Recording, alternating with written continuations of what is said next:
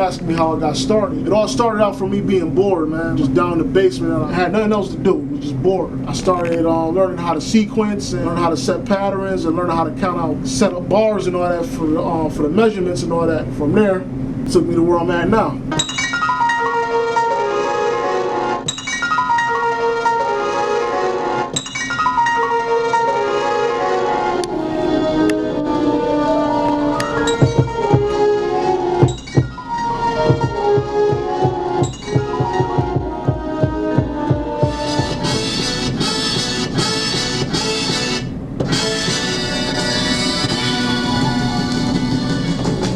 That was a chop right there. I'm cooking a joint up for my man G Fisher, and Coogee Rap. Found this sample, pretty much just chopped it up. I got introduced to sampling Yamaha DJX2. That's what introduced me to the art of sampling. And like I tell everybody in every interview, you can go read that up. I learned sampling by mistake. The first joint I ever sampled was a Cannabis song. It was the song I Honor You off of his first album. The DJX2 picked up the little 7 seconds of that little guitar in the beginning of the song. And I learned as I kept hitting the keys, just like this, the sample would play. So at first, I had the little Radio Shack 5 disc change CD player joint on there, and I thought that my CD was skipping. It took me a little second to figure out my CD wasn't skipping. I had the button that said sampler on there was actually flashing red. I never hit that button before until that day, and every time I play something, it lays it out on the keys like it's a sound from the sampler, or not the sampler, the sound from the keyboard. But that's how I got introduced to sampling.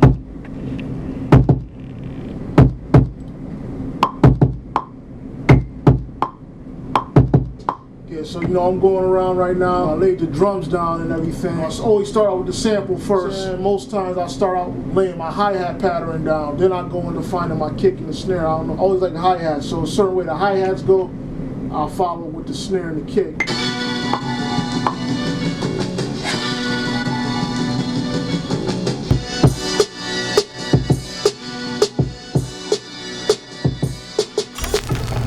The beat, I took a couple extra sounds. I'm hoping this is the one that he picks, because I really hear G-Rap going in on this one.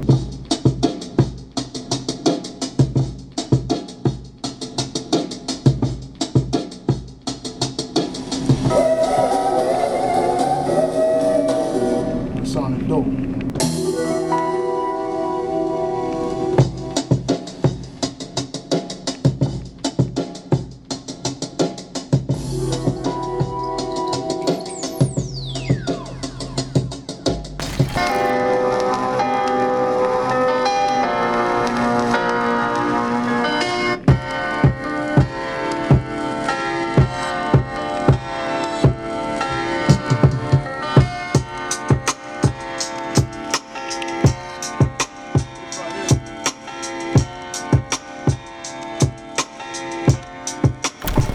Kid on a Buffalo named Shaft, son, real soulful, the 808s and all that on there, everything just hitting real smooth on there.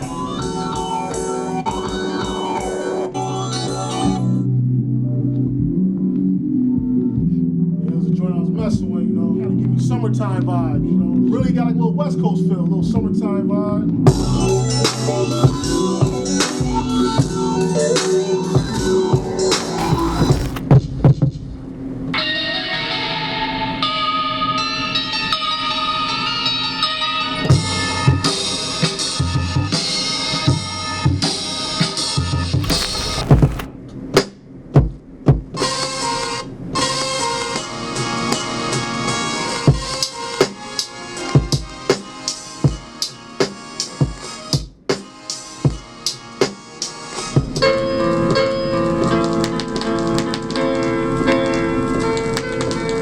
That was a joint I flipped from my man Jay Hustle. That was off the project me and him did together called Reflection. Friend of My Enemy, that's the name of that song.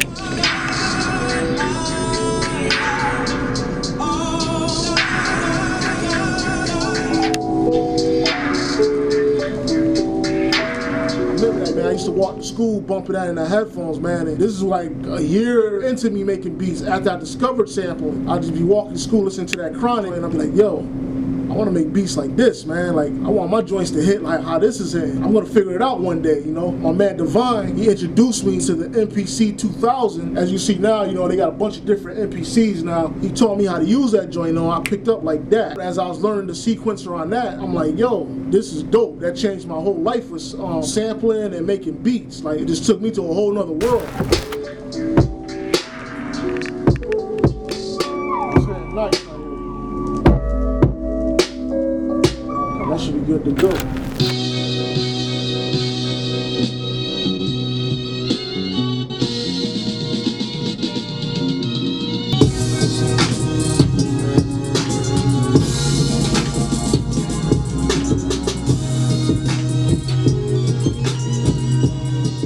Now my brother, he had a 2000 XL. I used to, and that's how I really got really nice with the flipping samples and all that. Cause every time he left, I go and sneak on his XL and I play with that joint. And you know, I learned the ins and outs of it. I learned how to chop up stuff on it. I learned, you know, a lot of stuff on the 2000 XL. And I remember, man, it was a day I was down in there messing around with it, man. And I got tired of the drum sounds that we had. And I went through every hip hop record he had down there. I went through that whole every crate down there. And I listened to almost every record down there, man, just trying to catch open drum hits and everything, man. And I actually created my own kits and all that stuff. You know, from there, man, it was just, I just kept going and going, man. A lot of people don't understand, like, yo, stuff like this don't happen overnight. It takes time. You know, like my man Big Suge told me one time, man, he's like, yo, just keep doing what you're doing, because eventually somebody's gonna hear it, have interest in you, man. And you know, he's right, man, because I seen it happen with a lot of people before, man. They've been doing it before me, and you know, they kept doing it and doing it. Yo, look at them now, man. They getting, it's taking them places now, man.